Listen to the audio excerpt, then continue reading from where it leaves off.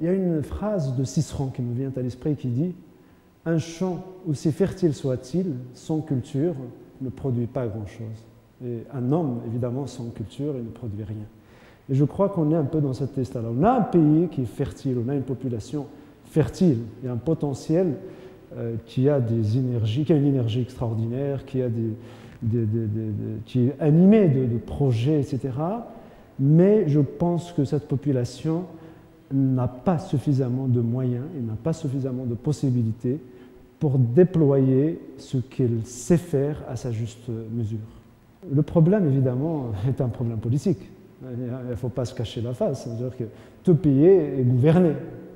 Et donc, si le gouvernement ne fait pas son travail, ne prend pas des initiatives sérieuses, ne trace pas une politique opérationnelle, visionnaire, réellement visionnaire, s'il n'embrasse pas le problème de la culture d'une manière sérieuse et qu'il ne la considère pas comme quelque chose de secondaire, mais au contraire comme quelque chose de fondamental, qui est la base de tout enrichissement humain, alors évidemment il n'y a rien. Donc c'est d'abord un problème éminemment politique. Moi je pense que de toute façon les infrastructures, certaines manquent, d'autres il y en a beaucoup mais sont mal exploitées.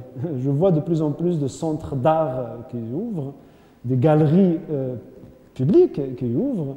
J'étais par exemple à Oujda, j'ai vu qu'il y a une galerie d'art contemporain qui est ouverte. Il y a 2 galeries même qui sont à Oujda. Mais le fonctionnement n'est pas à la hauteur du bâti. Donc on dépense beaucoup d'argent pour construire, mais l'équipement n'est pas là, n'est pas au rendez-vous. Et surtout, l'utilisation des compétences, parce qu'on a des compétences au Maroc, et seulement on ne le met pas au bon endroit. Donc il y a un problème de gestion des moyens. C'est surtout ça.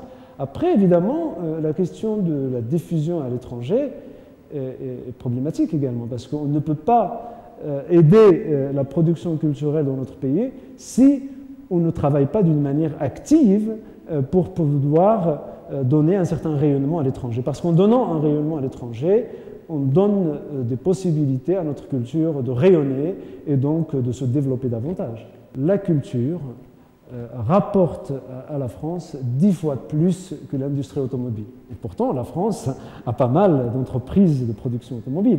Donc vous imaginez un peu ce que ça peut rapporter la culture à la France. C'est un pays qui a toujours investi dans la culture et qui sait ce que ça veut dire.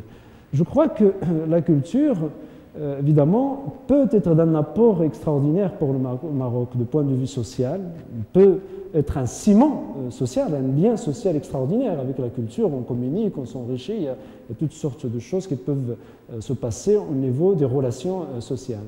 À l'échelle économique, en développant la culture, on peut parfaitement avoir beaucoup de tourisme au Maroc, aussi bien interne qu'externe. Tous ces mouvements-là peuvent aider le Maroc à se développer. Bien entendu, il y a aussi les produits culturels eux-mêmes qui peuvent être vendus, loués, etc. Moi, je pense que s'il y a des recommandations à faire, il faut d'abord les faire au niveau de la responsabilisation, de manière à ce que nos décideurs vraiment travaillent de concert avec des compétences, pas juste par copinage ou tel, essayer de repérer les vraies compétences, les mobiliser sérieusement, leur confier des missions de manière à définir des politiques opérationnelles pour tracer de véritables objectifs et veiller à la réalisation de ces objectifs. Je crois que c'est là qu'il faut faire. Et donc, je peux tracer toutes sortes d'axes qu'on peut parfaitement attaquer. Il faut s'attaquer bien évidemment en priorité à la question de l'éducation. Ça, c'est incontournable. Il n'y a pas de développement culturel qui ne passe par l'éducation et l'enseignement, et bien entendu la recherche, parce que le domaine de la recherche permet vraiment de mieux analyser le fait artistique pour bien le situer de point de vue des champs de savoir divers, sociologique, philosophique, anthropologie, etc. Sans cette vision-là théorique assez importante, je crois qu'on risque de passer à côté de l'essentiel.